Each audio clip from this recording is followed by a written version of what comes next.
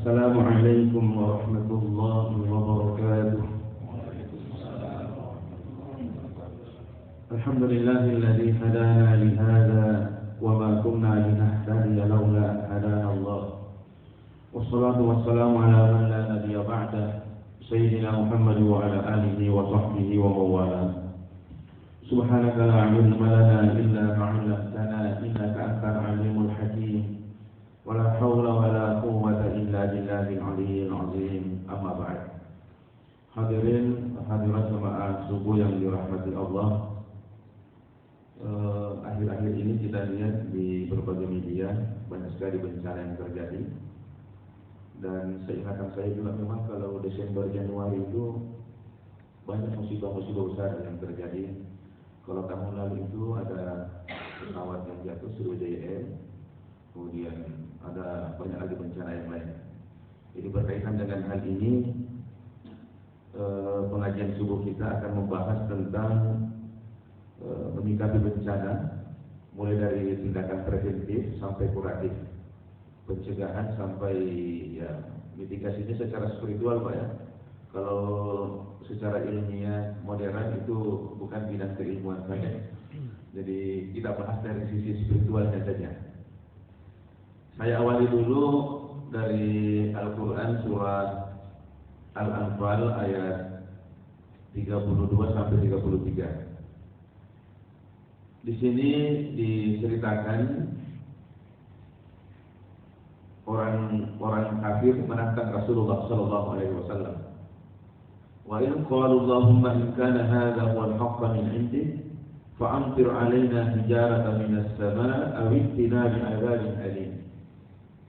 Ini mereka berkata, ini Abu Jahal dan kawan-kawan, kalau memang Al-Quran itu benar dari sisi Allah, ya, maka turunkanlah hujan batu kepada kami.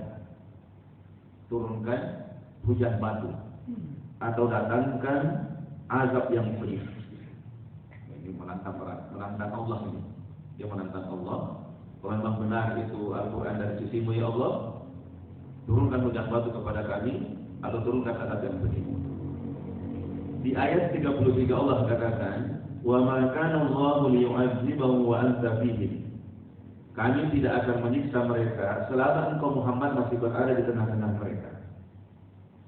Jadi bencana, siksaan tidak akan diturunkan Allah ke bumi jika Nabi masih berada di tempat itu. Wa ma kana Allahu mu'adzibahum wa hum yastaghfirun. Dan kami tidak akan menyiksa mereka selama mereka masih mohon ampun kepada Allah. Dari ayat ini ada dua hal yang bisa mencegah turunnya bencana. Satu, Nabi masih berada di tengah-tengah kita. Yang jadi persoalan, Nabi sudah ada di tengah-tengah kita. Kalau dulu waktu Nabi masih hidup, bencana tidak akan turun kalau Nabi masih ada. Nah, bagaimana dengan kita ini? Saya baca penjelasan ulama kita, walaupun Nabi secara fisik sudah tidak ada, tetapi ini masih bisa berlaku dengan dua hal. Pertama, kita menghidupkan sunnah Rasulullah, dan yang kedua, banyak membaca sholawat kepada Rasulullah Sallallahu Alaihi Wasallam. Kalau kita menghidupkan sunnah Rasulullah, misalnya sholat berjamaah, ya, kemudian banyak membaca sholawat, maka itu sama dengan Nabi masih berada di tengah-tengah kita. Maka bencana insya Allah tidak akan turun. Itu satu. Yang kedua, istighfar. Kalau masih banyak yang istighfar, masih banyak yang mohon ampun kepada Allah, insya Allah bencana juga belum turun, Pak. Jadi ini pencegahan. Ada hadis yang agak mirip dengan ayat ini, yang bisa juga kita jadikan patokan untuk pencegahan bencana secara spiritual. Laula suyuhun rukkat wasidyatun rudda wa muhmalatin rudda la sabba alaihimul adzabu sabba. Seandainya bukan karena orang tua yang rajin tahajud, anak bayi yang disusui dengan penuh kasih sayang, dan binatang melata yang mencari makan, pastilah kami turunkan bencana kepada mereka. Jadi kalau Allah melihat perbuatan hambanya yang melanggar itu, yang penuh kedurhakaan, itu Allah sudah terdekat mau menurunkan bencana. Tapi tidak jadi, Pak. Karena 3 pertimbangan. Syuyuh dhokka. Masih banyak orang tua yang rajin bangun tahajud, Pak. Sebelum subuh dia sudah bangun tahajud. Allah kasihnya lihat, tidak jadi. Kemudian yang kedua, wasiyyatun rudha. Bayi-bayi yang disusu dengan penuh kasih sayang. Itu juga menjadi pertimbangan Allah. Dan yang ketiga, binatang melata yang mencari makan. Makanya binatang itu tidak boleh dibunuh kecuali 2 pertimbangan. Pertama, ingin dikonsumsi, atau yang kedua, membahayakan. Selama tidak membahayakan dan bukan untuk kepentingan konsumsi, tidak boleh binatang itu dibunuh.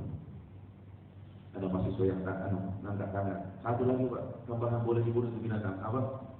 Kepentingan ilmiah untuk penelitian laboratorium. Hanya kodok, tikus yang mau untuk dibedah itu, oh ya boleh. Ada kepentingan ilmiah itu. Tapi selama tidak ada kepentingan apa itu tadi yang kita sebutkan itu, tidak boleh dibunuh, tidak boleh dibunuh itu binatang. Karena itu juga menjadi pertimbangan Allah dalam akan menurunkan bencana, jadi atau tidaknya, jadi atau tidaknya.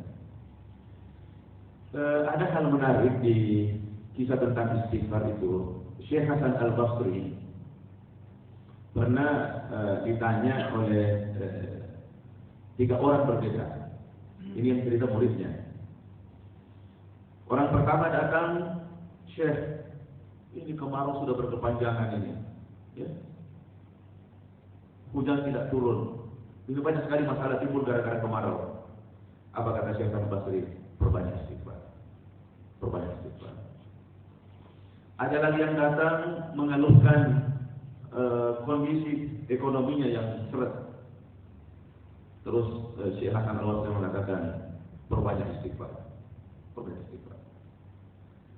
Terus yang ketiga, ada yang datang mengeluhkan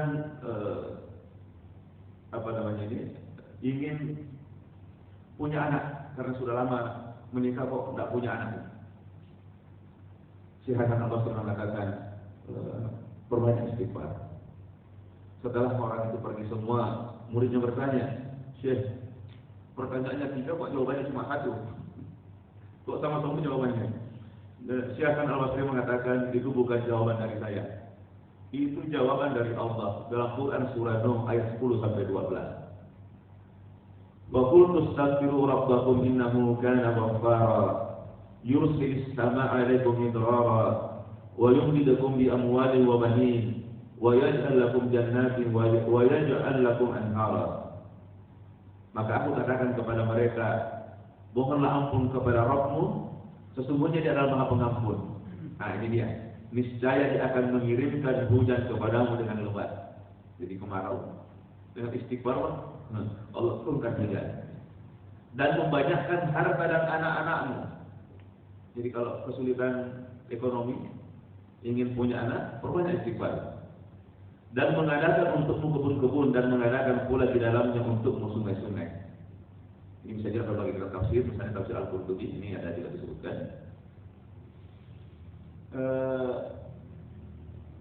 3 pertanyaan, 1 solusi tadi, istighfar, dan istighfar. Kemudian ternyata di samping menjadi tolak bala, istighfar ini menjadi sebab dikabulkannya doa-doa dan hajat-hajat kita. Ada kisah menarik, ada yang menyebutnya Imam Abu Hanifah, ada yang menyebut Imam Ahmad bin Hanbal, tapi yang paling banyak saya lihat riwayatnya Imam Ahmad bin Hanbal. Beliau kan tinggal di Baghdad. Terus hari itu, kenapa hatinya ingin sekali ke Basra? Sama-sama di Irak, tapi kan beda kota. Padahal tidak ada janji, tidak ada urusan. Kenapa saya mau sekali ke Basra? Tapi hatinya keras sekali mendorong untuk itu, hanya dia berangkat ke kota Basra. Sampai di sana, beliau selesai sholat isya, karena capek, baring-baring di masjid. Istirahat. Tidak akan marbotnya. Tidak boleh tidur sini. Tidak boleh tidur. Dia bilang, saya musafir, saya capek. Tidak boleh, keluar. Kita mendorong keluar. Di teras, di baring-baring lagi. Keluar lagi mabuk, pokoknya nggak boleh sini, nggak boleh sana. Terus di seberang jalan ada penjual roti. Ya mungkin kasihan dia orang tuh di dorong-dorong, sini Pak, sini Pak. Istirahat di sini aja, istirahat di sini. Bapak boleh istirahat nanti di rumah saya. Akhirnya Imam Ahmad bin Hanbal pergi ke sana istirahat. Ini penjual roti, ada kebiasaannya yang agak unik. Semua pekerjaannya diiringi dengan istighfar. Astagfirullah, astagfirullah, astagfirullah. Ngaduk adonan, astagfirullah, astagfirullah. Makan roti, astagfirullah, astagfirullah. Itu Imam Ahmad lihat-lihat itu orang. Sudah berapa tahun kau lakukan ini istighfarmu? Bilang sudah lebih 20 tahun, sudah mungkin hampir 30 tahunan. Terus apa yang kau dapatkan dari istighfar itu? Apa khasiatnya? Apa manfaatnya? Dia bilang urusan saya jadi mudah dan seluruh keinginan saya dikabulkan oleh Allah kecuali satu. Apa itu satu yang belum dikabulkan oleh Allah? Keinginan bertemu dengan Imam Ahmad bin Hanbal. Itu satu belum dikabulkan sampai hari ini. Hingga itu. Langsung Imam Ahmad takbir, Allahu Akbar. Gara-gara istighfarmu itu, Allah menggerakkan hati saya berangkat ke kota Basra kalau saya tidak ada urusan. Keinginanmu itu dan akan dikabulkan oleh Allah, dan saya adalah Imam Ahmad bin Hanbal. Langsung diperlukan. Ini salah satu khasiat daripada istighfar. Di samping dosa kita diampuni, urusan dimudahkan, kemudian hajat-hajat dikabulkan. Ini tolak bala yang kedua yang disebutkan tadi dalam Quran surat Al-Anfal. Kemudian di ayat lain, ini ayat yang agak populer biasa kita hafal. Walau anna ahlal qura amanu wattaqau lafatahna alaihim barakatin minas samaa'i wal ardh. Jika sebuah penduduk, jika penduduk sebuah negeri betul-betul beriman kepada Allah dan betul-betul bertakwa kepada Allah, pastilah kami bukakan pintu-pintu berkah dari langit dan pintu-pintu berkah dari bumi. Syaratnya apa tadi? Beriman dan bertakwa. Cuma yang jadi persoalan memang di sini adalah kualitas daripada keimanan dan ketakwaan kita. Karena kadang Allah menyebutkan tanda-tanda orang beriman, tapi kok tanda-tanda itu tidak ada sama kita. Sebaliknya ketika Allah menyebutkan tanda-tanda munafik, lah kok ada sama kita ya? Itu masalahnya. Coba kita evaluasi diri Pak ya. Sekali lagi evaluasi diri, bukan mengevaluasi orang lain. Kita lihat misalnya, qad aflahal mu'minun. Sungguh beruntunglah orang-orang beriman itu. Siapa mereka? Alladzina hum fi shalatihim khashi'un. Yaitu orang-orang yang khusyuk dalam salatnya. Ciri orang beriman adalah khusyuk dalam salat. Pertanyaannya, apakah salat kita sudah khusyuk? Tidak usah dijawab Pak. Cukup evaluasi diri saja. Terus yang kedua, walladzina hum 'anil lagwi mu'ridun. Yang kedua, mereka berpaling dari hal yang sia-sia. Apa hal yang sia-sia dan tidak ada gunanya? Pura-pura. Nabi katakan dalam hadis, min husni islamil mar'i tarkuhu ma la ya'nihi. Di antara kesempurnaan Islamnya seseorang itu adalah meninggalkan hal-hal yang tidak berguna. Jadi kalau masih suka hal yang pura-pura, tidak ada gunanya, itu keislaman kita masih cacat Pak. Apa kira-kira contohnya ya? Kira-kira yang mungkin main game berjam-jam, main domino berjam-jam, subuh tidak pergi ke masjid supaya subuh. Ini lebih mendahulukan hal yang tidak ada gunanya dibandingkan hal yang bermanfaat. Lebih-lebih lagi kalau Quran surah Al-Anfal kita lihat Pak. Innamal mu'minuna alladzina idza dzukirallahu wajilat qulubuhum. Sesungguhnya orang-orang beriman itu adalah orang yang apabila disebutkan nama Allah bergetar hatinya. Pertanyaannya, ketika mendengarkan nama Allah disebut, apa ada getaran di hati kita? Jujur Pak, kadang tidak ada, kadang ada, tapi lebih banyak tidak ada. Lebih banyak tidak. Pada tanda-tanda orang beriman. Sebaliknya kita lihat tanda-tanda munafik. Kalau dalam hadis kan 3 ya. Tidak hadza kadzaba, kalau bicara dia bohong. Wa idza wa'ada akhlafa, kalau berjanji menyalahi janjinya. Kemudian wa idza tumina khana, kalau diberi amanah dia khianat. Itu dalam hadis. Dalam Al-Qur'an ada juga disebutkan tanda-tanda munafik. Innal munafiqina yukhadi'una Allah wa khadi'uhum. Sesungguhnya orang-orang munafik itu ingin menipu Allah dan mereka lah sendiri yang tertipu. Apa tanda-tandanya? Wa idza qamu ila sholati qamu kusala. Apabila mereka berdiri untuk sholat, mereka berdiri dengan penuh kemalasan. Sembahyang dia, tapi malas sekali perasaannya. Malah kalau dengar azan, Pak, apa nak-anak? Duhur bisa. Asal bisa. Ya Allah, ini kan ucapan yang seakan-akan sholat itu sebuah beban yang sangat berat. Ini jangan lagi ucapan Pak Ibu. Jangan. Ini apa? Ciri-ciri kemunafikan. Ya. Yang kedua, yura'unan nas. Mereka itu riya. Kalau sholatnya dilihat orang, oh bagus sekali. Kualitasnya luar biasa. Begitu sholat sendiri tidak ada yang lihat, dicancang. Kecepatan penuh. Dan mungkin ini pernah kita lakukan. Mungkin pernah. Dan ini adalah tanda-tanda kemunafikan yang disebutkan dalam Al-Quran. Ini yang saya maksud tadi. Peningkatan kualitas iman dan takwa itu harus jalan terus, Pak. Karena masih banyak tanda-tanda orang beriman yang disebutkan dalam Al-Quran justru tidak kita miliki. Sedangkan ketika Allah menyebutkan tanda-tanda munafik, lalu ada sama kita. Nah, janji Allah tadi harus betul-betul beriman dan bertakwa kepada Allah Subhanahu wa Ta'ala. Mungkin perlu saya jelaskan sedikit tentang jenis-jenis bencana. Sebenarnya ini sudah pernah dibahas dalam disertasinya Prof. Mardan dan itu dijadikan pidato pengukuran beliau itu profesor. Jadi ada beberapa istilah yang digunakan dalam Al-Quran untuk mewakili kata bencana atau hal-hal yang tidak menyenangkan itu. Ada namanya bala, kemudian ada musibah, kemudian ada fitnah, dan yang keempat ada namanya azab. Kalau diterjemahkan biasanya ya sudah diambil saja dari bahasa Arabnya. Bala, ada bahasa Indonesia menjadi tolak bala. Ini tolak bala. Kemudian musibah ini sudah jadi bahasa Indonesia betulan. Kemudian fitnah ada tapi maknanya berbeda. Nanti kita jelaskan. Kemudian azab itu sudah pas juga, langsung diterjemahkan. Kalau bala itu murni datangnya dari Allah tanpa campur tangan manusia. Kalau bala yang turun, maka ini menjadi ujian, menjadi cobaan bagi kita. Ya. Misalnya, Alladzi khalaqal mauta wal hayata liyabluwakum. Dialah menciptakan hidup dan mati liyabluwakum, untuk menjadi ujian. Tuh, menjadi ujian. Bala.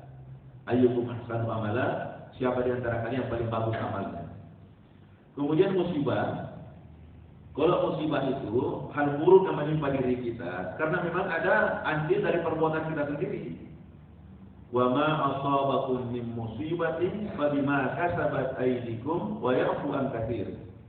Musibah apapun yang menimpa diri kalian itu karena akibat perbuatan kalian sendiri. Dan Allah sudah memaafkan banyak di antara perbuatanmu itu. Seandainya setiap kesalahan kita langsung dihukum oleh Allah, maka saya kira tidak ada yang tersisa kita di sini. Seandainya kita berbuat salah langsung dihukum seperti umat-umat terdahulu dulu, habis nih, mungkin kita sudah habis, tidak ada yang tersisa. Tapi ternyata Allah katakan di sini wa ya'fu an katsir. Allah mau memaafkan banyak kesalahan kita. Jadi yang kena keburukan kepada kita itu sisa-sisanya di situ. Sisa-sisanya. Itu musibah itu. Misalnya dari kejadian naik motor, kecelakaan, musibah itu Pak. Karena akibat perbuatan sendiri. Sudah tak dirinya sang murad, pergi lagi makan jeruan, bengkak kakinya, musibah itu. Itu akibat perbuatan sendiri. Dalam dunia syatrot aja nih, kampak. Itu musibah itu. Kemudian ada fitnah. Fitnah dalam bahasa Indonesia dengan fitnah dalam bahasa Arab berbeda maknanya. Kalau fitnah dalam bahasa Indonesia menceritakan kejelekan orang dan itu tidak benar adanya. Kalau menceritakan kejelekan orang dan memang fakta kenyataan itu namanya ghibah. Ghibah itu dosanya Ayuhibbu ahadukum ayyakula lahma akhihi maita. Itu seperti dosanya memakan bangkai manusia, orang mati dia makan. Itu kalau benar, Pak. Kalau tidak benar, hanya dikarang-karang, dibikin-bikin, itu dalam bahasa Arab disebut buhtan. Dalam bahasa Arab disebut buhtan. Orang Indonesia bilang fitnah. Jadi maknanya berbeda. Maknanya berbeda. Gitu. Sekali lagi, kalau kita menceritakan kejelekan orang dan orang itu tidak senang kalau itu diceritakan, walaupun fakta walaupun kenyataan, itu namanya ghibah.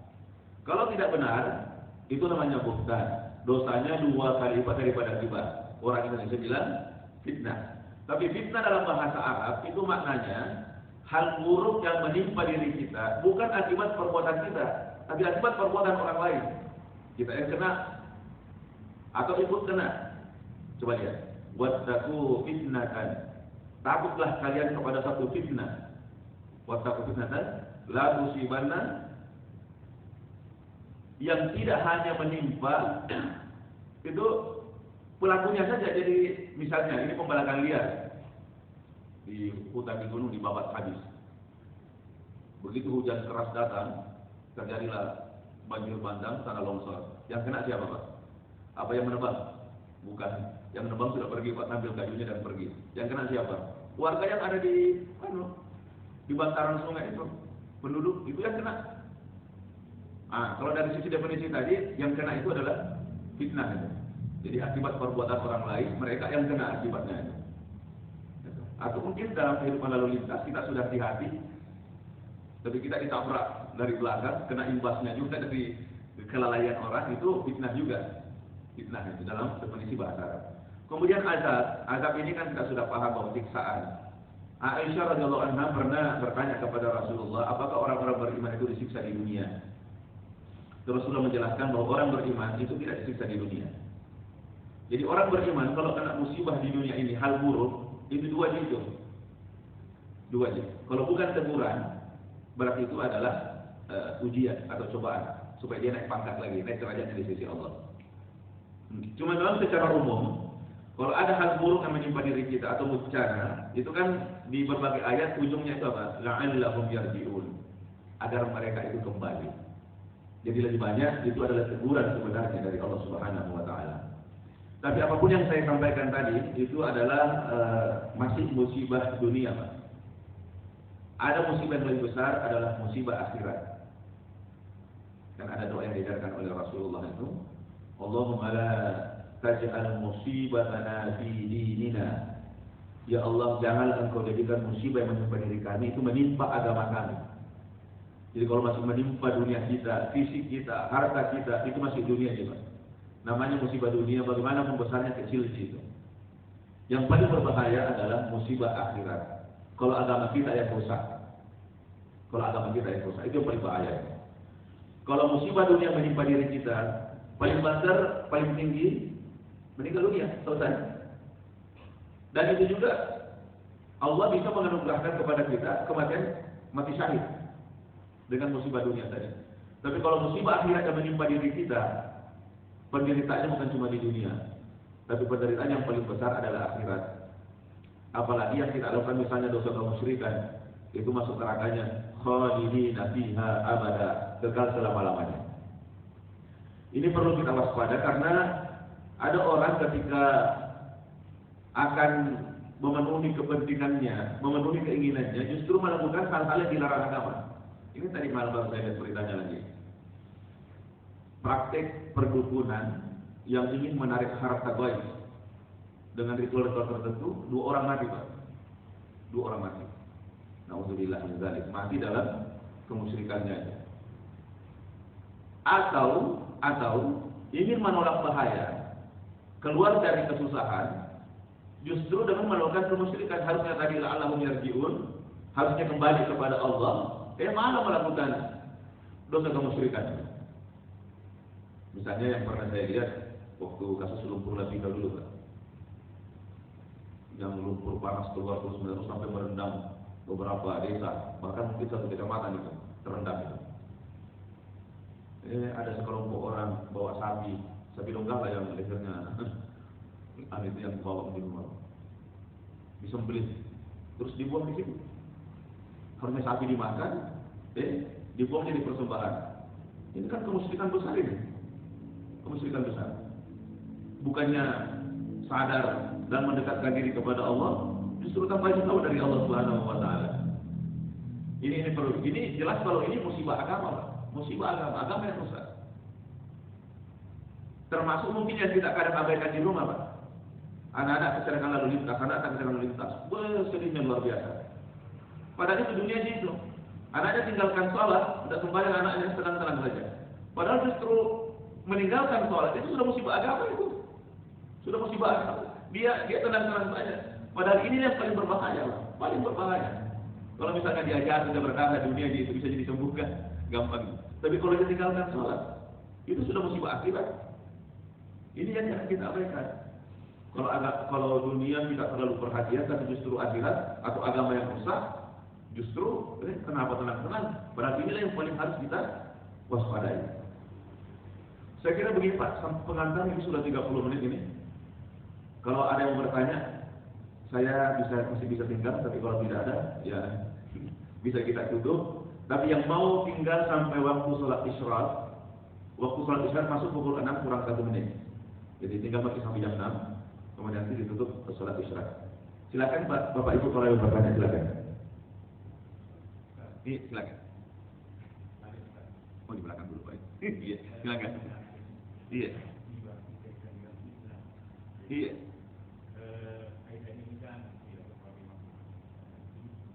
Terutama terjadinya yang penyimpangan seks ini ada dianggap guru, kiai, kemudian mengambil santrinya 12 orang. Iya. Kemudian terjadi perang pendapat.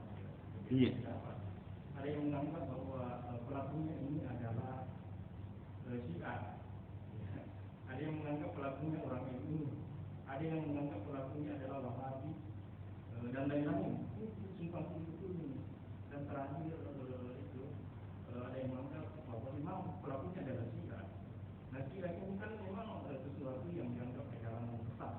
Kemudian seperti itu, ini membuktikan bahwa ya kalau kita tidak tangan cepat hal seperti ini, ya membiarkan ajaran seperti ini akan terjadi baik. Iya. Kemudian hal lain tadi menarik sampaikan bahwa musibah itu tidak terjadi ketika masih ada orang tua yang selesai. Masih banyak.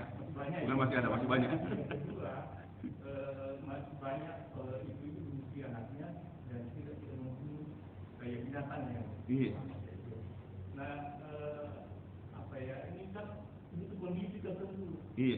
Ya kalau kemaksiatan itu sudah merajalela, apalagi sudah terlembagaan, saya kira akan kesamakan itu. Kemudian hal lain, pernah ada buku yang saya baca ketika kita kalkulasi misalnya keburukan itu sudah lebih dari 50%, rencana akan turun. Iya. Dan ini kalau kita melihat gempa kan semakin baru terjadi. Sulawesi Selatan, Makassar terutama itu adalah kota yang teraman dari gempa. Kenapa tiba-tiba terjadi gempa? Nah, saya kira banyak lain lagi. Misalnya, adakah ini peristiwa tertentu mengakibatkan bencana yang lain? Iya. Ya. Misalnya gempa itu, apakah ada tindakan kita yang ini sehingga terjadi gempa? Demikian halnya ketika banjir, apakah ada iya. sesuatu yang kita lakukan? Bisa dipahami. Terima kasih Ustaz. Tapi ada sama juga. Kurang lebih sama. Iya. Tapi dalam Al-Quran itu juga upayanya. Iya. Bahwa kenapa terjadi bencana di bulan-bulan Desember, Januari. Iya. Memang dalam ayat Al-Quran ketika memproklamirkan orang-orang Nasrani bahwa Tuhan itu beranak. Iya. Apakah ada sinkronisasi gitu? Oh iya. Sehingga Allah akan andai kata dengan pernyataan orang-orang Iya. Nasrani itu, maka Allah akan menurunkan bencana karena aras bergoyang. Langit hampir pecah gara-gara ucapan mereka itu. Iya. Baik, ini coba saja, ini pertanyaannya panjang sekali jawabannya. Yang pertama, tentang kasus di Madani Boarding School Bandung, Pak. Ya. Yang pertama dulu, terlepas dari aliran mana, mazhab mana pelakunya, tetapi ini bisa terjadi kepada siapapun, bahkan termasuk agama apapun. Karena jangan salah, Pak, kasus di gereja juga banyak yang pelecehan seksual di gereja, bahkan anak laki-laki, dan itu beritanya kan ada, cuma tidak sama viralnya. Entahlah apakah ini sebuah settingan atau bagaimana, ya. Tapi yang jelas memang media-media mainstream kan bukan punya umat Islam, Pak. Bukan punya umat Islam. Makanya biasanya kalau hal buruk menimpa umat Islam, itu pasti beritanya besar-besaran. Tapi kalau beritanya di sebelah itu dieliminir, kecil sekali beritanya. Padahal kasusnya lebih banyak. Kasusnya lebih banyak. Coba nanti share itu, kasus pelecehan seksual di gereja itu, baik secara nasional maupun internasional. Itu banyak sekali, tapi tidak viral. Tidak viral. Dan itu diakui oleh Paus. Di pos pimpinan Vatikan tertinggi itu diakui. Oke. Jadi terlepas dari siapapun pelakunya, apapun mazhabnya, itu bisa menimpa diri siapapun karena itu menyangkut masalah nafsu, dan semua orang punya nafsu. Semua orang punya nafsu. Ya.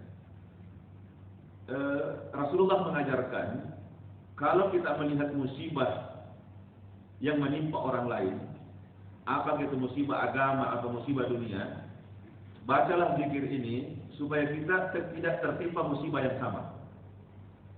Alhamdulillahilladzi afani mimma ibtalaka bi wa faddalani ala katsirin mimman khalaqa tafdila. Kenapa zikir ini penting kita baca? Karena boleh jadi musibah yang menimpa diri mereka itu bisa juga menimpa diri kita, Pak. Apakah kita sebagai korban atau bahkan mungkin pelaku? Misalnya, ini pernah ada kejadian perempuan hamil di luar nikah, dicaci maki, dicela, kata-kata kasar, kata-kata kotor keluar dari sesamanya perempuan. Kok malah justru anaknya sendiri yang mencaci maki juga, hamil di luar nikah juga. Ini yang saya maksud ini. Jadi dia mencaci orang, mencaci maki orang, justru kasus yang sama menimpa dirinya. Nah, supaya kita tidak tertimpa musibah yang sama, baca zikir tadi itu diajarkan oleh Nabi SAW sambil mengambil pelajaran itu tadi, mengambil pelajaran, dan tentu saja penegakan hukum, ya, penegakan hukum. Jadi bisa menimpa siapa saja, Pak, terlepas dari apa mazhabnya, bahkan apa agamanya, sukunya dan rasnya, karena semua manusia secara insting itu punya nafsu tadi. Dan kejahatan itu ingat terjadi karena dua hal, satu karena niat, kedua kesempatan. Kalau mungkin niatnya tidak ada, tapi kesempatannya ada, muncul niatnya. Tapi yang paling lebih sebenarnya niat. Kalau sudah ada niat, kesempatan bisa dicari. Jadi hati-hati dengan dua hal ini. Makanya di dalam rumah tangga sendiri, kesempatan berbuat potensi untuk penyimpangan itu kan sudah diajarkan oleh Rasulullah dari awal. Anak laki-laki, anak perempuan itu harus dipisah tempat tidurnya sejak paling lambat itu usia 10 tahun. 10 tahun itu sudah harus dipisah, Pak. Dan diajari batasan-batasan pergaulan. Itu untuk tindakan preventif pencegahan. Nah, ini di boarding school kemarin itu memang kontrolnya sangat lemah, ya, sangat lemah. Dan mungkin ini tadi kontrol secara internal orang tua dan kontrol secara institusi dari pemerintah itu. Ini yang jadi persoalan. Biasa kita hadapi kasus baru heboh. Sama kita biasa sudah kecurigaan baru meronda. Apa sih? Sudah kejadian. Jadi memang tindakan pencegahan diperlukan itu. Kemudian yang kedua, memang betul apa yang tadi Ustaz katakan, bahwa pertarungan kebaikan dan keburukan itu akan selalu terjadi. Ada sebuah riwayat pernah saya baca di Irak, ya, kejadiannya juga. Terjadi banyak sekali kasus perzinahan. Dan dalam ini cerita seorang wali yang seharusnya bencana sudah diturunkan, tapi ternyata jumlah kebaikan itu masih lebih banyak, Pak. Apa itu? Azan yang berkumandang di masjid dan orang yang berjamaah masih lebih banyak dibandingkan orang-orang buruknya itu, sehingga Allah tidak jadi turunkan karena orang baiknya masih lebih banyak. Itu seperti yang Bapak tadi katakan. Orang baiknya masih lebih banyak dibandingkan orang-orang yang pendosanya itu. Jadi azan yang berkumandang itu juga menjadi apa, Pak? Menjadi tolak bala itu. menjadi tolak bala. Belum lagi kalau banyak yang sholat berjamaah, itu menjadi tolak bala, menjadi tolak bala. Tapi kalau azan tidak berkumandang lagi pada waktu sholat, masjid sudah kosong, itu alarm itu kerasnya itu bahwa bencana sudah hampir turun itu. Kita masih beruntung Pak, masih sholat subuhnya masih ramai, masih ramai. Dan memang tadi masih ada belum yang saya bacakan tentang amar ma'ruf nahi mungkar itu.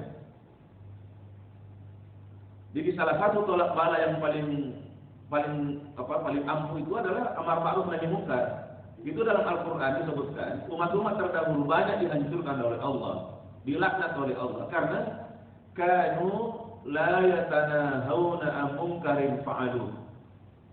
Mereka tidak saling mencegah terhadap kemungkaran yang dilakukan. Jadi kalau tidak ada lagi yang memberi peringatan, tidak ada lagi dakwah, itu sudah bahaya besar itu. Jadi memang harus ada orang atau bahkan kita semua mencegah kemungkaran itu menurut kadar kemampuan kita. Kan dalam hadis itu, "Marra'a minkum mungkaran falyughayyirhu bi yadihi." Barang siapa yang melihat kemungkaran maka hendaklah dia mencegahnya dengan merubahnya dengan kekuatan. Fa illam yastati fa bi lisani. Kalau tidak mampu dengan kekuatan, hendaklah dengan lisannya. Fa illam yastati fa bi qalbihi. Kalau tidak mampu juga dengan lisan, hendaklah dengan hati. Benci perbuatan itu, jangan ikut. Tapi kata Rasulullah, wa dzalika adhaful iman. Itulah tingkatan iman yang paling rendah, paling lemah. Hanya mampu membenci perbuatan dosa, perbuatan kemungkaran, tidak ikut, itulah iman yang paling lemah. Bagaimana dengan pelakunya? Bagaimana dengan pendukungnya? Bagaimana dengan sponsornya? Masih ada nggak keimanan itu? Nah, membenci saja itu sudah iman paling lemah itu. Jadi ini perlu kita waspada. Jangan sampai kita menjadi pendukung kemungkaran. Iya. Jadi betul Pak. Itu masih ada hal lain. Jadi amar ma'ruf nahi mungkar itu harus ditegakkan. Kemudian kita sudah harus berusaha, karena namanya kejahatan, keburukan pasti selalu ada. Tidak mungkin hilang total dari muka bumi. Itu kan selalu terjadi pertarungan sampai hari kiamat. Kita usahakan, ya kebaikanlah menang. Ya, kebaikan menang. Kalau toh kita kalah, jelas kita kalahnya setelah bertarung, setelah berusaha. Jangan belum berusaha sudah menyerah. Ya. Jadi kita saling mengajak kepada kebaikan dan saling mencegah kepada keburukan. Kemudian tentang banyaknya musibah yang terjadi di bulan Desember, ini menurut analisis Ustaz ini, dan masuk akal juga. Katanya itu berkaitan dengan konsep teologis yang kan kalau Desember banyak ucapan-ucapan Natal itu, dan itu menyangkut masalah akidah, menyebutkan Allah Ta'ala, Allah itu Trinitas. Allah punya anak, padahal Allah lam yalid wa lam yulad. Jadi itu langit hampir pecah gara-gara ucapan mereka itu. Gara-gara itulah mungkin kemudian banyak terjadi musibah di bulan Desember. Begitu Pak analisisnya. Sebenarnya sih yang menarik. Tetapi yang ingin saya sampaikan ini, yang menjadi heboh di media sosial ini adalah perdebatan tentang boleh tidaknya mengucapkan selamat Natal. Itu yang mungkin perlu dijelaskan. Pro kontra ya. Ada yang mengharamkan secara mutlak, pokoknya tidak boleh sama sekali. Ada juga yang membolehkan dengan syarat. Ya, dengan syarat. Yang tidak membolehkan secara mutlak atau mengharamkan secara mutlak itulah tadi Pak yang kita sampaikan itu. Pokoknya tidak boleh sama sekali. Tidak boleh sama sekali. Karena ini menyangkut masalah ketuhanan, ini masalah akidah. Lakum dinukum waliyadin. Tidak boleh. Ya. Jadi toleransi itu membiarkan, silakan lakukan. Tapi jangan kita ikut-ikutan di situ, jangan ikut-ikutan. Itu toleransinya. Ya. Kalau biasa dicontohkan, toleransi itu seperti saya suka minum kopi, Bapak suka teh, silakan minum tehnya, saya minum kopinya, saling mengganggu. Itu toleransi. Tapi ada orang sekarang memahami toleransi, dia campur itu teh sama kopi, Pak. Dengan alasan toleransi, campur dulu, baru kita minum. Itu salah ya, Pak. Salah. Toleransi itu saling menghargai. Silakan minum, saya juga minum. Lakum dinukum waliyadin. Bagimu tehmu, bagiku kopiku. Jangan saling mengganggu. Jangan alasan toleransi dicampur aduk. Itu pendapat pertama. Pendapat kedua, membolehkan dengan syarat. Jadi misalnya Buya Al-Razi ini saya lihat penjelasannya. Kalau mengucapkan selamat Natal untuk Nabi Isa atau untuk Isa, perjelas dulu. Kalau Isa putra Maryam, Isa bin Maryam, mengucapkan selamat lahirnya, itu boleh. Tapi kalau Isa ibnullah, Isa putra Allah, pasti haram. Jadi yang Anda maksudkan di sini siapa? Apakah Isa sebagai putra Maryam atau sebagai Isa anak Tuhan? Kalau Isa sebagai anak Tuhan jelas mutlak tidak boleh. Tapi kalau sebagai Isa putra Maryam itu dibolehkan, dan itu yang dilakukan oleh gereja Syekh Al-Azhar. Syekh Al-Azhar Mesir, itu sekitar tanggal 6, tanggal 7 Januari itu datang ke gereja Koptik mengucapkan selamat kepada pendetanya atas kelahiran Isa bin Maryam. Betul, beliau katakan Isa bin Maryam. Jadi Isa putra Maryam, bukan Isa ibnullah, bukan Isa putra Tuhan, anak Tuhan, itu dia. Itu. Jadi di Indonesia ada Pak Quraish Shihab yang membolehkan kalau ada kepentingan, dan yang kedua tidak mengganggu akidah. Yang dimaksud itu adalah Isa putra Maryam. Siapa yang punya kepentingan? Presiden. Karena dia presiden, bukan hanya presiden untuk umat Islam, Pak. Dia presiden untuk seluruh rakyat Indonesia.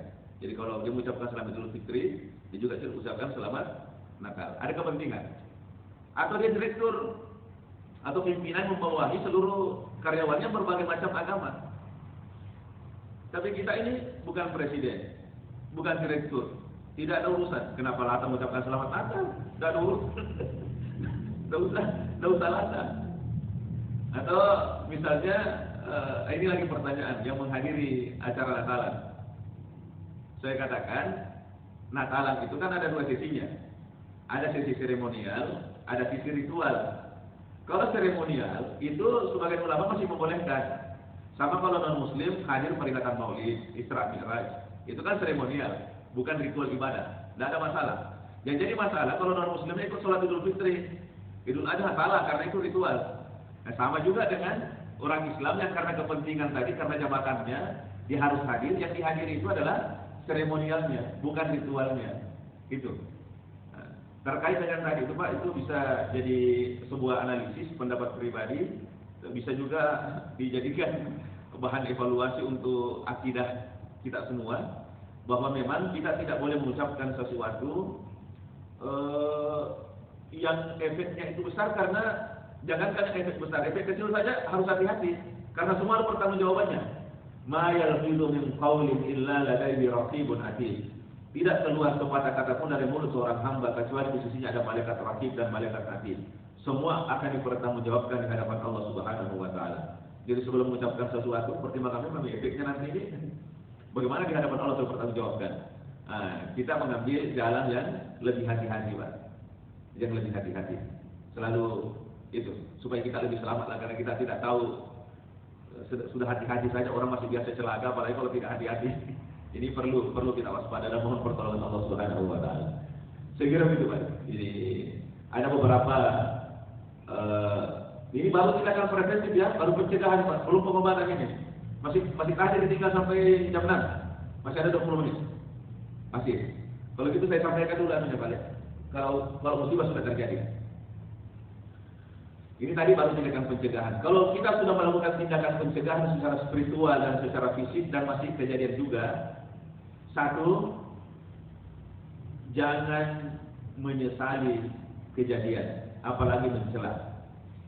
Jadi dalam hadis kan dijelaskan, Rasulullah merintahkan kepada kita untuk melakukan persiapan, perencanaan, tindakan yang paling bagus untuk kita.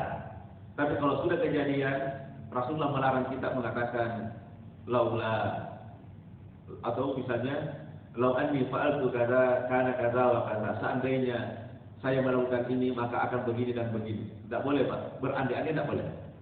Tidak boleh. Misalnya seandainya tadi tidak keluar, tidak kecelakaan, seandainya tidak boleh berandai-andai Pak kalau sudah kejadian. Itu dilarang oleh Rasulullah. Kenapa dilarang? Karena kalimatul laula itu bisa taftahu amal syaitan, membuka perbuatan syaitan. Jadi jangan lagi berandai-andai kalau sudah kejadian. Ya sudah, kalau sudah kejadian, inna lillahi wa inna ilaihi rajiun. Apalagi mencela, tidak boleh. Memprotes Allah, kenapa Tuhan kok kasih begini saya, kenapa? Itu tidak boleh. Ya. Baru potensi saja sudah tidak boleh mencela. Ya. Baru potensi saja misalnya angin kencang, hujan keras, tidak boleh mencela. Mencela angin, mencela hujan. La tasubur rih. Yang diajarkan oleh Rasulullah adalah berdoa, mintalah kepada Allah kebaikannya dan mohon perlindungan kepada Allah dari keburukannya. Itu yang diajarkan. Karena misalnya angin atau hujan, itu kan pasti memiliki dua sisi. Ada sisi rahmatnya, ada sisi azabnya.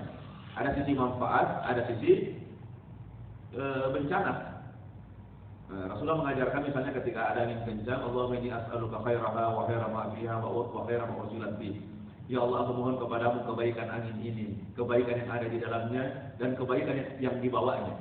Dan aku mohon perlindungan kepadamu ya Allah dari keburukannya, keburukan yang ada di dalamnya dan keburukan yang dia bawa. Itu kan? Gitu. Polanya sama itu. Minta kepada Allah kebaikannya dan mohon perlindungan kepada Allah dari keburukannya. Itu baru potensi. Apalagi kalau misalnya sudah kejadian, itu tidak boleh mencela. Itu satu. Yang kedua, kembali kepada Allah dengan memperbaiki ingatan tadi, zikir. Misalnya dalam Al-Quran diceritakan kisah Nabi Yunus alaihissalam. Nabi Yunus alaihissalam kan lari dari tugas. Kan disuruh pergi dakwah kaumnya, tidak boleh menolak. Nabi Yunus pergi, Allah masih suruh pulang lagi, pergilah dakwah kaummu. Tapi dia sudah lihat awan bergulung-gulung, sudah gelap ini. Jadi bencana sudah mau turun ini. Belum ada perintah lari duluan ya, menyelamatkan diri. Singkat cerita, kapal yang ditumpangi untuk melarikan diri kena badai dan aturannya di sana yang kena undian harus dibuang ke laut, dan ternyata 3 kali undian dia selalu yang kena. Dibuang lagi ke laut, ditelan oleh ikan nun, ikan paus dalam ukuran kita sekarang.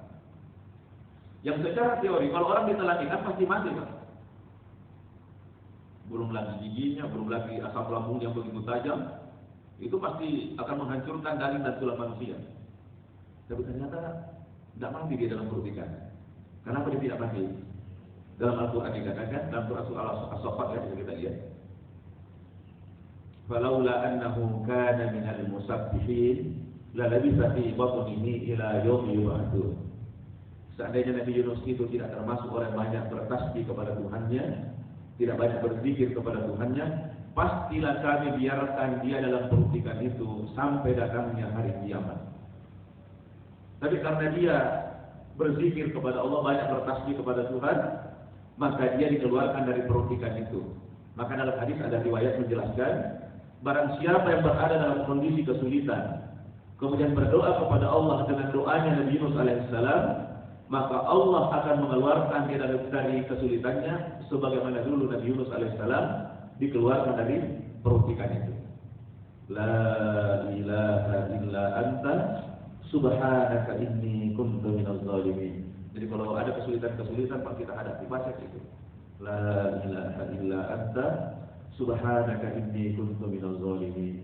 La ilaha illa anta subhanaka inni kuntu minaz zalimin. Tidak ada Tuhan selain Engkau ya Allah. Maha suci Engkau, sesungguhnya aku termasuk orang yang menganiaya diri sendiri. Ada riwayat pernah juga saya baca, orang yang sakit kemudian membaca zikir ini 40 kali dan sakitnya itu mengantarkan kepada kematian, maka orang tersebut mendapatkan pahala mati syahid. Jadi kalau sakit dia baca ini, la ilaha illa anta subhanaka inni kuntu minaz zalimin. Minimal 40 kali sehari. Minimal 40. 100 lebih bagus, makin banyak makin bagus.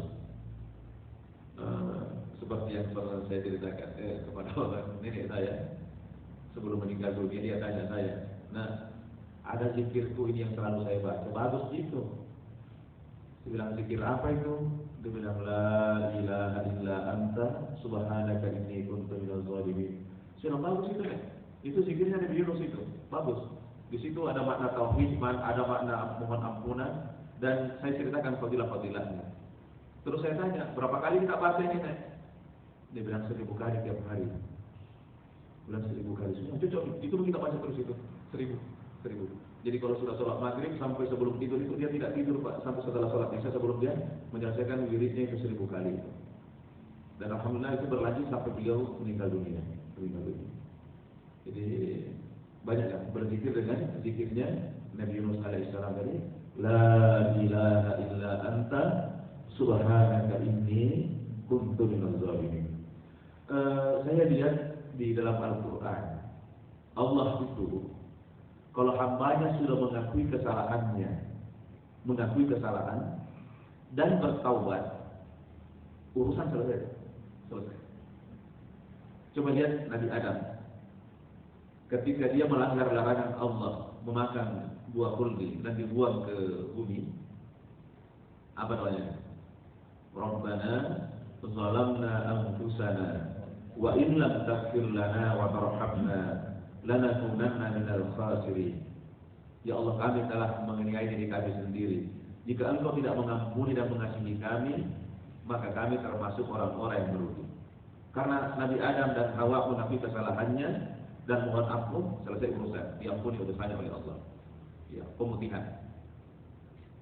Nabi Daud alaihissalam juga begitu dalam kisah Al-Quran, mengakui kesalahannya dan bertaubat kepada Allah, diampuni dosanya. Nabi Yunus alaihissalam juga begitu. Jadi begitu Pak.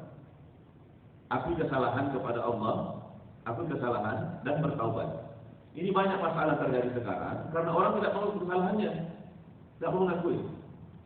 Yang lebih parah, kesalahan itu dijustifikasi menjadi sebuah kebenaran. Kalau salah masih sadar dengan kesalahannya masih bagus. Ini salah tapi menganggap dirinya benar, Pak. Ini yang jadi persoalan, sangat susah itu.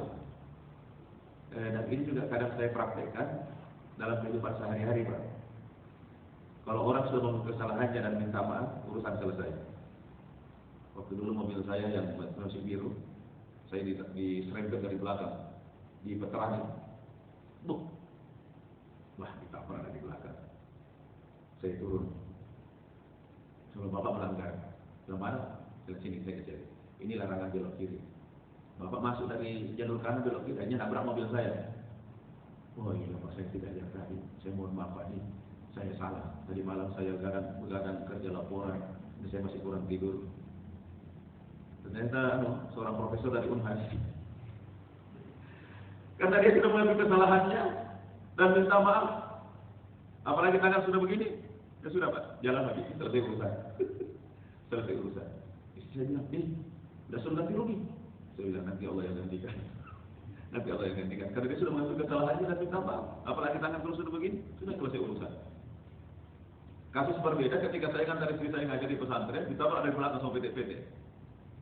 Saya turun, dia marah duluan. Kenapa Pak belok di sini? Mau kamu masuk pesantren? Saya kasih WC tadi, kenapa kau nabrak? Saya bilang ganti rugi. Kalau tidak ganti rugi, saya telepon polisi.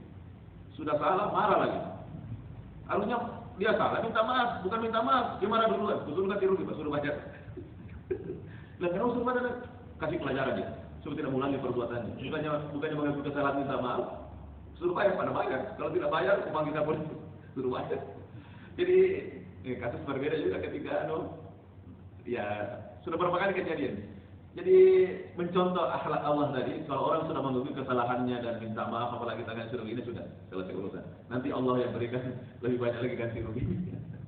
Jadi itu polanya sama Pak. Jadi kalau ada kejadian-kejadian yang buruk menimpa diri kita, jangan cari kambing hitam Pak. Gara-gara si anu, gara-gara si anu. Enggak, bukan gara-gara orang Pak. Bukan gara-gara orang. Lihat internal kita, apa yang salah? Apa yang salah? Perbanyak istighfar tadi, perbanyak istighfar, kemudian zikirnya Nabi Yunus, la ilaha illa anta subhanaka, perbanyak itu.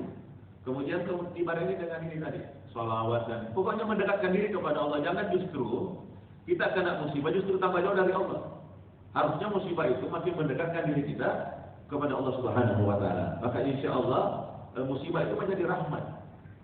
Karena pernah saya sampaikan, jangan kita terjebak dengan kesing. Misalnya dapat uang banyak, harta berlimpah, pangkat jabatan tinggi. Tapi justru dengan itu semua tambah jauh dari Allah. Tidak sempat ke masjid sholat berjamaah, sholatnya sudah menjadi tidak bisa khusyuk lagi. Tidak ada lagi waktu untuk menyampaikan dakwah. Hati-hati gitu. Siapa tahu itu bukan rahmat itu.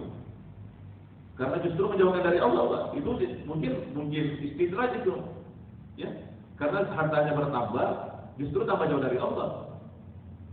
Sebaliknya, mungkin yang menimpa diri kita kelihatannya hal buruk. Ya, hal buruk, kecelakaan, kekurangan harta. Tapi justru dengan itu makin dekat dengan Allah, maka mungkin itu adalah sebenarnya rahmat yang Allah kirimkan.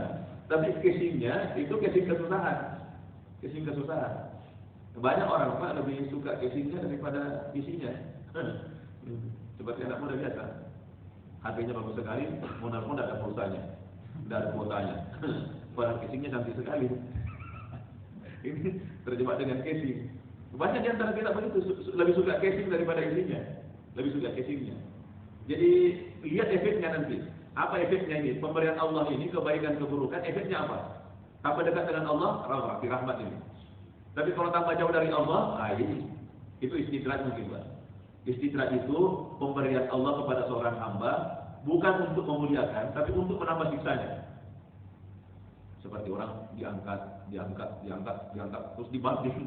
Itu sakitnya lebih tinggi Pak dibandingkan jatuhnya dari bawah. Ini sudah tinggi terus dikasih jatuh. Wah itu sakitnya luar biasa. Hati-hati, jangan sampai Allah kasih pemberian justru menjadi istidraj, menjadi apa? Untuk menambah siksaan bukan untuk memberikan kemuliaan. Ya masih ada waktu 7 menit Pak. Jadi salah-salah kalau kita pulang ini karena tinggal 7 menit. Dalam hadis dikatakan, man shallal ghadata fi jama'atin, barang siapa sholat subuh berjamaah ya di masjid, tsumma qa'ada. Kemudian setelah sholat dia tidak keluar, tetap duduk dalam masjid. Yadhkurullaha ta'ala hatta tatlu asy-syamsu, berzikir kepada Allah sampai terbitnya matahari. Berzikir di sini adalah tidak melakukan urusan-urusan dunia. Termasuk ini zikir, bahkan lebih tinggi dari zikir, majelis ilmu. Tsumma shalla rak'atain. Kemudian dia sholat 2 rakaat. Kana lahu ka'ajri hajjatin wa umratin tambatin, maka baginya pahala sama dengan pahala haji dan umrah, sempurna dan sempurna. Jadi sama lagi sedikit 7 menit Pak. Kita tinggal, kemudian kita tutup dengan sholat isyraq 2 rakaat. Bagi yang belum pernah sholat isyraq itu sama saja pelaksanaannya dengan sholat sunnah biasa, 2 rakaat. Yang membedakan hanya niat saja. Jadi saya niat sholat isyraq 2 rakaat karena Allah. Kemudian membaca doa iftitah, boleh dibaca boleh tidak, tapi sebaiknya dibaca karena sunnah. Baca surah Al-Fatihah, kemudian surah Al-Kafirun rakaat pertama, dan surah Al-Fatihah dan surah Al-Ikhlas rakaat kedua. Atau surah apa saja yang gampang. Kalau tidak, siapa tahu Al-Kafirun tidak hafal karena kadang juga mutar-mutar Pak. Wala ana amin tidak mau habis. Kenapa tidak mau habis ini? Qul huwallahu ya, atau yang mana yang lancar lah. Tidak harus dibaca Al-Kafirun. Yang wajib itu Al-Fatihahnya sih. Al-Fatihahnya sih. Yang surah setelah Al-Fatihah itu tidak wajib. Tapi yang dicontohkan oleh Rasulullah sholat sunnahnya itu memang pada umumnya surah Al-Kafirun dan surah Al-Ikhlas. Tapi sekali lagi yang kesulitan menghafal surah Al-Kafirun boleh diganti dengan surah lain. Tapi sekedar sedikit pengetahuan fikih. Pengetahuan fikih ini akan mengisi waktu yang kosong. Rasulullah SAW itu dalam sholat itu urutannya membaca surah itu harus diperhatikan, bahkan 114 surah ini. Jadi kalau sholat jangan surah yang di bawah yang lebih tinggi nomor urutnya dibaca dulu dibandingkan yang nomor urutnya yang di atas. Misalnya surah Al-Falaq dengan surah An-Nas, mana duluan Pak? Al-Falaq duluan. Surah Al-Falaq surah 113, An-Nas surah 114. Jangan rakaat pertama surah An-Nas, rakaat kedua surah Al-Falaq. Walaupun secara hukum tetap sah, tapi Nabi tidak pernah membaca Al-Quran dalam sholat itu yang di bawah urutannya kemudian yang di atas. Maka dalam mazhab Syafi'i, kalau kita baca fikihnya itu, kalau ada yang melakukan seperti itu, maka itu diperintahkan untuk sujud sahwi. Sujud sahwi. Karena itu dianggap sebuah pelanggaran sunnah. Jadi kayak dianggap lupa gitu, dianggap lupa sujud sahwi. Tapi kalau dia tidak lakukan, tetap sah sholatnya, tetapi kurang afdal. Jadi misalnya surah Al-Kafirun dengan surah Al-Ikhlas kan Al-Kafirun duluan Pak. Itu bisa kita baca polanya. Semua riwayat-riwayat yang menjelaskan tentang bacaan Nabi dalam sholat itu pasti itu urutannya tidak pernah melanggar itu dan dibawa kemudian ke atas, tidak pernah. Makanya pernah ada sebuah kejadian, imamnya salah. Baru rakaat pertama, surah Nas baca. Begitu dia sujud, dia mikir, surah apa nanti di atas ini? Di bawahnya lagi tidak ada, ya. Dia lari, Pak, lari melalui pintu. Orang lagi sujud, dia lari lewat keluar.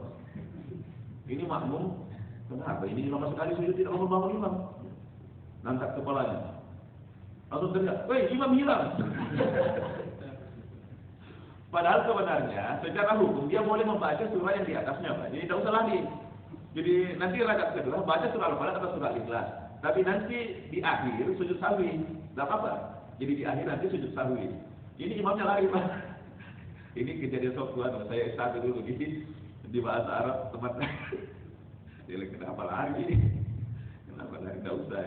Jadi tetap lanjutkan sholatnya. Setelah An-Nas nanti rakaat kedua ambil surah lain, tidak apa-apa.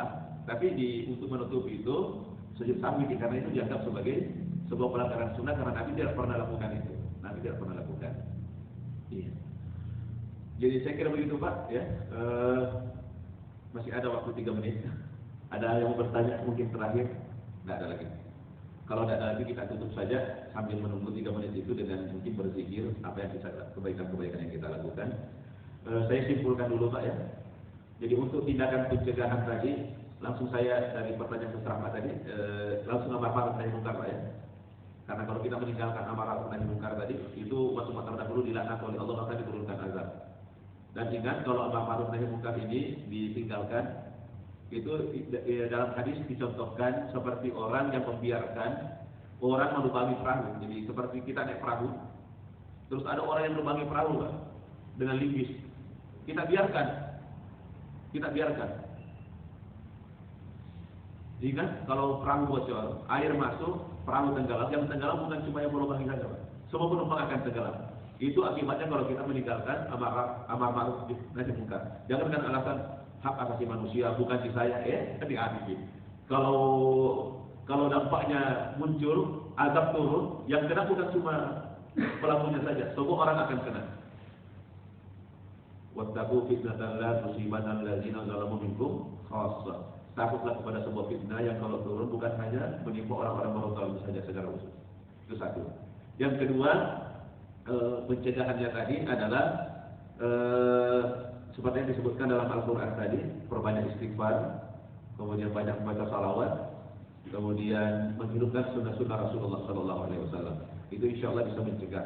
Nah, kalau sudah kejadian, jangan berandai-andai, jangan mencela, tapi dekatkanlah diri kita kepada Allah dan minta tolong kepada Allah, karena tidak ada yang bisa mengangkat kesusahan kepada Allah Subhanahu Wa Taala. Tidak ada yang bisa menyingkapkan kesulitan dan menolong kita kecuali Allah Subhanahu Wa Taala. Kalau Allah sudah berkehendak, semua jadi gampang, Pak. Semua jadi gampang. Tapi kalau Allah tidak menolong kita, yang sulit, yang gampang pun jadi sulit. Tapi kalau Allah menolong kita, yang sulit pun jadi gampang semua. Saya kira demikian, Pak. Mari kita tutup dengan doa kafaratul majlis. Semoga kebaikan-kebaikan yang ada di majlis ini dilipat gandakan oleh Allah, dan kalau ada keburukan semoga Dia maafkan dan diampuni oleh Allah Subhanahu Wa Taala. Wallahu a'lam bishawab. Subhanakallah wa bihamdika, nashhadu an la ilaha illa anta, nastaghfiruka wa natubu ilaik. Wassalamualaikum warahmatullahi wabarakatuh.